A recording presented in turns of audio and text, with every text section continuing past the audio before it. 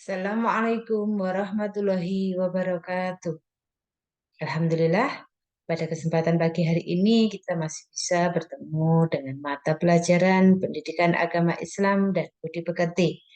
Baik, semoga kabar kalian selalu senantiasa dalam lindungan Allah Subhanahu wa Ta'ala ya.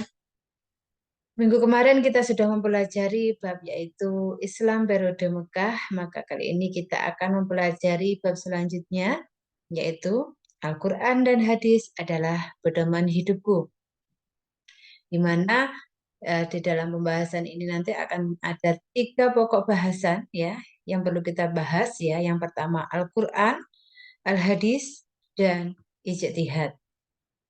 Di mana dalam pembelajaran ini standar kompetensinya yaitu memahami sumber-sumber hukum Islam. Kemudian ada kompetensi dasarnya. Yang pertama, menyebutkan pengertian, kedudukan, dan fungsi Al-Quran, hadis, dan ijtihad sebagai sumber agama Islam. Yang kedua, menjelaskan pengertian, kedudukan, dan fungsi Al-Quran, hadis, dan ijtihad sebagai sumber agama Islam.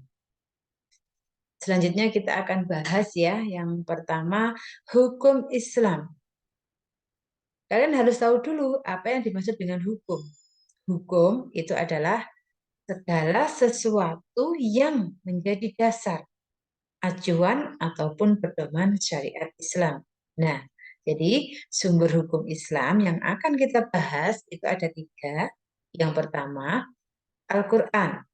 Kemudian yang kedua, Al-Hadis. Yang ketiga, Ijtihad. Nah, kita akan membahas 3 sub pokok bahasan yang ada di dalam sumber hukum Islam ini tadi, Al-Quran, Al-Hadis, dan Ijtihad.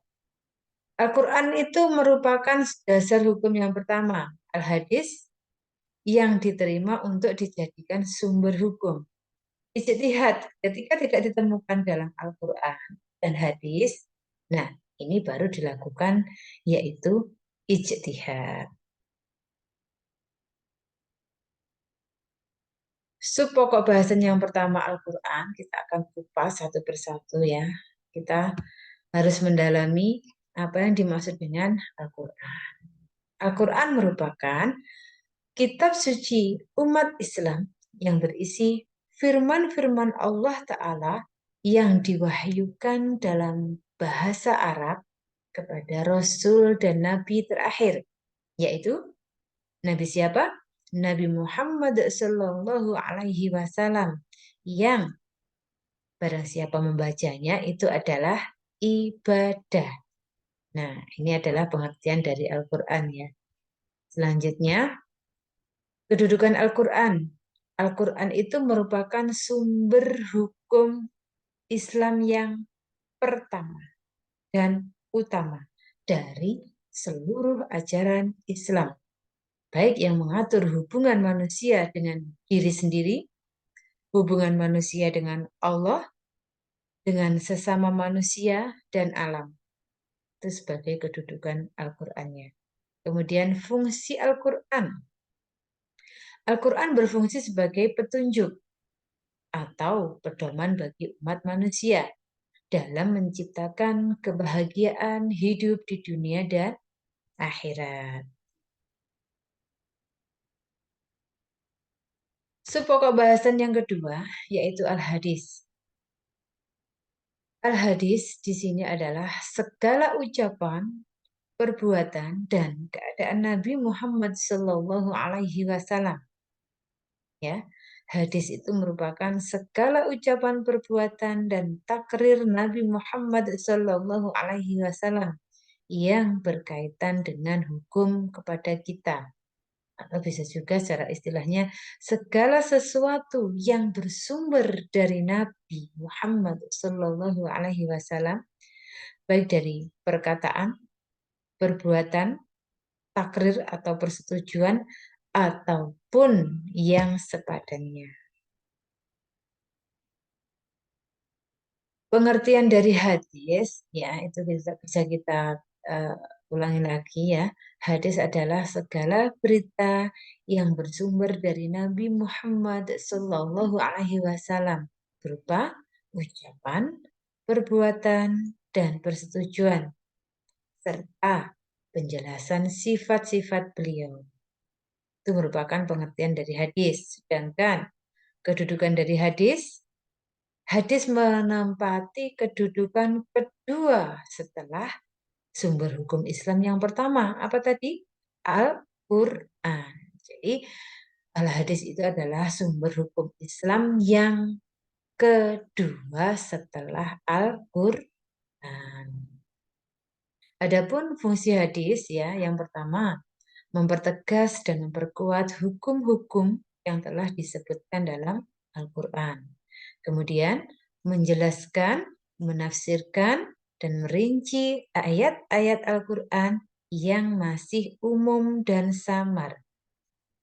Selanjutnya, mewujudkan suatu hukum atau ajaran yang tidak tercantum dalam Al-Quran, yang prinsipnya tidak bertentangan dengan Al-Quran. Adapun pembagian istilah hadis Rasulullah Shallallahu Alaihi Wasallam itu ada 3 macam atau 3 hal diantaranya. Yang pertama itu adalah hadis kauliyah, kemudian hadis atau sunnah fi'liyah, kemudian hadis takririyah. Kita bahas hadis kauliyah itu adalah hadis yang didasarkan kepada segala perkataan dan ucapan Rasulullah Shallallahu Alaihi Wasallam. Kemudian hadis fi'liyah, yaitu hadis yang didasarkan kepada perbuatan dan tingkah laku Rasulullah Shallallahu Alaihi Wasallam. Sedangkan hadis takririyah, yaitu hadis yang didasarkan pada persetujuan Rasulullah Shallallahu Alaihi Wasallam atas perbuatan para sahabatnya.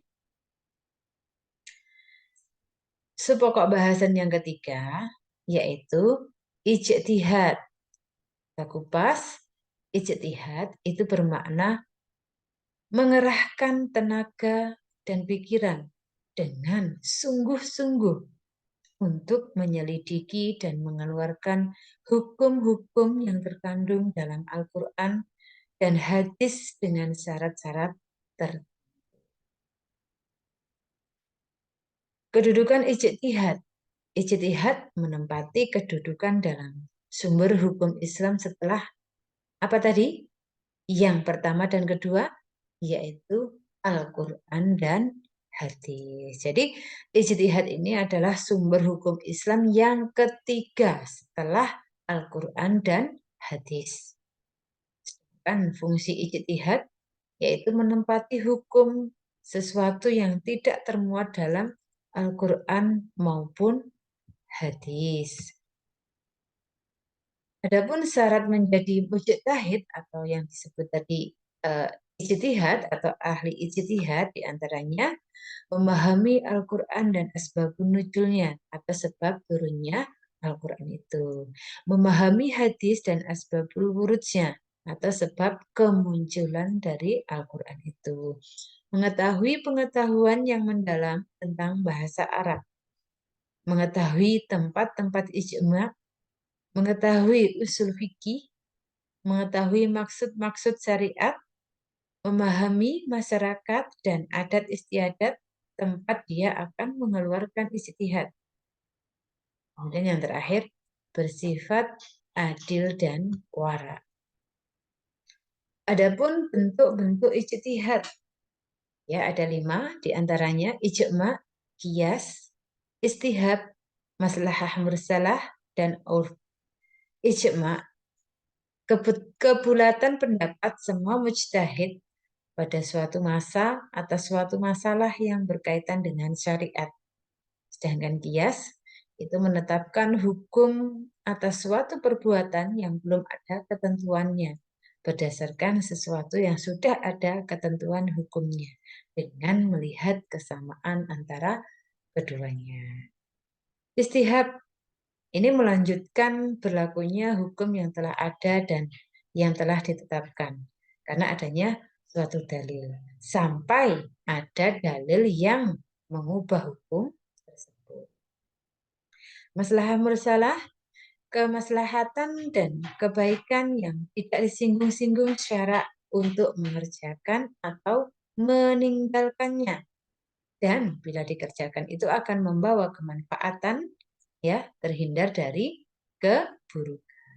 Urf, kebiasaan yang dilakukan oleh seorang atau sekelompok orang, ya, baik kata-kata ataupun perbuatan.